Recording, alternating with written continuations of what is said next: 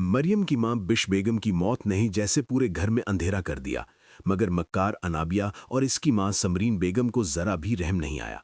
बिश बेगम के इंतकाल के फौरन बाद जब मरियम बिखरी हुई हालत में अपने बाबा साईं यानी शकील साद के घर पहुंची तो इसे ऐसे लगा जैसे वही इसका वाहिद सहारा है।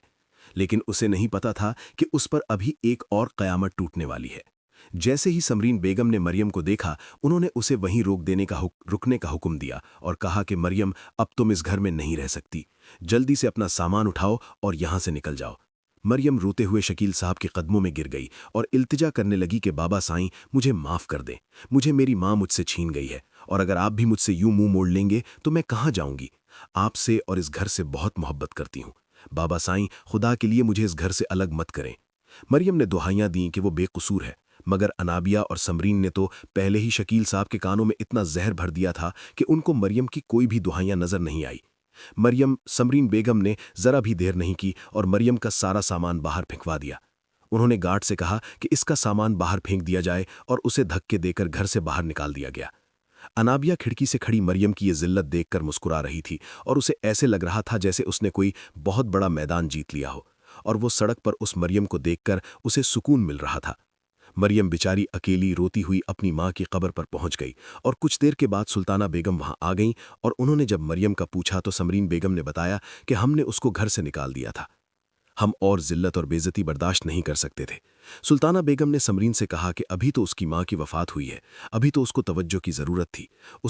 आपको उसे हौसला देना चाहिए था, और आपने ये क्या कर दिया। सुल्ताना बेगम को बहुत दुख होता है और उन्हें यही ख्याल आता है कि मरियम बेचारी और कहाँ जा सकती है, ज़रूर अपनी माँ की कब्र पर गई होगी। मरियम बेचारी अकेली अपनी माँ की कब्र पर फूट फूट कर रोने लगी और कहने लगी कि अम्मी, आपके जालिम दुनिया के हवाले मुझे करके चली गई हैं। मेरा कोई भी नहीं रहा। आप जानती हैं कि बाबा साईं ने मुझे घर से निकाल दिया है अम्मी, अब मेरा कोई घर नहीं रहा। मैं कहाँ जाऊंगी। बिल्कुल इसी लम्हे शावेज की माँ सुल्ताना बेगम वहां पहुंच गईं। उन्होंने मरियम की सच्चाई पर तो पहले ही पूरा यकीन था, वो उसे हाल में देख नहीं सकती थीं। सुल्ताना बेगम ने मरियम को जबरदस्ती अपने साथ लेकर घर आ गईं। जैसे ही शावेज मरियम को अपने घर में देखा और वो हक्का बक्का रह गया कि ये लड़की यहाँ क्या कर रही है। सुल्ताना बेगम ने दो टोक लहजे में कहा कि शावेज, आज से मरियम इसी घर में रहेगी। ये घर जितना तुम्हारा है उतना अब मरियम का भी है। शावेज खामोश रहा, मगर इसे डर था कि जब अनाबिया को ये बात पता चलेगी तो वो पूरे घर में कहराम बर्पा कर देगी। जैसे ही अनाबिया को ये खबर मिली कि मरियम अब शावेज के घर पे राज कर रही है तो वो पागलों की तरह वहां पहुंच गई और चीखते हुए घर के अंदर दाखिल हो गई। अनाबिया ने मरियम को देखते ही इसका हाथ पकड़ने की कोशिश की और गुस्से से चिल्लाने लगी, तुम्हारी हिम्मत कैसे हुई इस घर में कदम रखने की। तुम जैसी बदकिरदार लड़की को यहाँ पर रहने का कोई हक नहीं है। सुल्ताना बेगम अपनी फौरन मरियम के सामने दीवार बनकर खड़ी हो गई।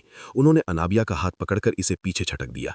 सुल्ताना बेगम ने कड़कदार आवाज में कहा कि अनाबिया, किससे पूछकर तुम इस घर में तमाशा लगा रही हो। यहाँ मेरी मर्जी से आई है, उसका हक तुमसे ज्यादा है इस घर पर। अनाबिया ने बदतमीजी करते हुए कहा कि एक नौकरानी को अपने सर पर चढ़ा रही हैं। तो सुल्ताना बेगम ने साफ कह दिया, नौकरानी वो नहीं बल्कि तुम हो जिसका दिल इतना काला है। सुल्ताना बेगम ने अनाबिया को धक्के देकर इस घर से निकाल दिया और मरियम से कहा कि बेटी, तुम अपनी पढ़ाई में यूनिवर्सिटी पर तवज्जो दो, इस छोटे लोगों के मुंह मत लगो और ज्यादा सोचने की भी जरूरत नहीं है। मैं चाहती हूं तुम अपनी जिंदगी में आगे बढ़ जाओ, सब कुछ भूल जाओ। अगले दिन जब शावेज मरियम को यूनिवर्सिटी छोड़ने जा रहा था तो अचानक रास्ते में वही इकबाल नजर आया जैसे अनाबिया ने मरियम को बदनाम करने के लिए इस्तेमाल किया था।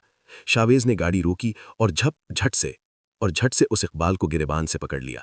शावेज ने इसे धमकाया कि अगर वो सच नहीं बोलेगा तो सीधा उसको पुलिस के हवाले कर देगा।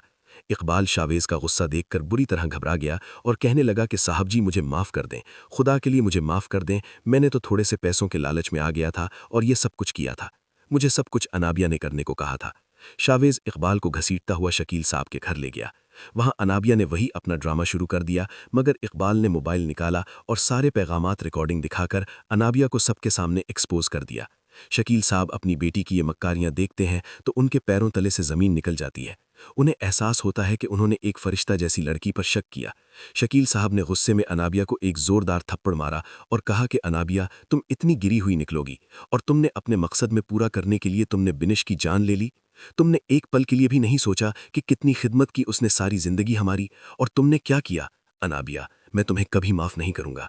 मरियम का घर उजाड़ दिया तुमने। शावेज अब अनाबिया से शदीद नफरत करने लगा है। उसने सबके सामने ऐलान कर दिया है मक्कार लड़की से वो कभी शादी नहीं करेगा। मरियम की खामोशी अब खत्म हो चुकी है। सच्चाई का सूरज निकल आया है। शकील साहब रोते हुए मरियम से माफ़ी मांगते हैं, मगर अब सुल्ताना बेगम के साथ ही रहने का वो फैसला कर चुकी है। शकील साहब उससे कहते हैं कि बेटा, वो घर आज भी, उस घर के दरवाजे तुम्हारे लिए खुले हैं। जब तुम चाहो उस घर में आ सकती हो। लेकिन मरियम साहब जवाब दे देती है और कहती है कि शकील साहब, मैं उस घर में कभी वापस नहीं आऊंगी, क्योंकि जब भी मैं उस घर में आऊंगी तो मुझे मेरी माँ की यादें सताएंगी। मैं उस घर में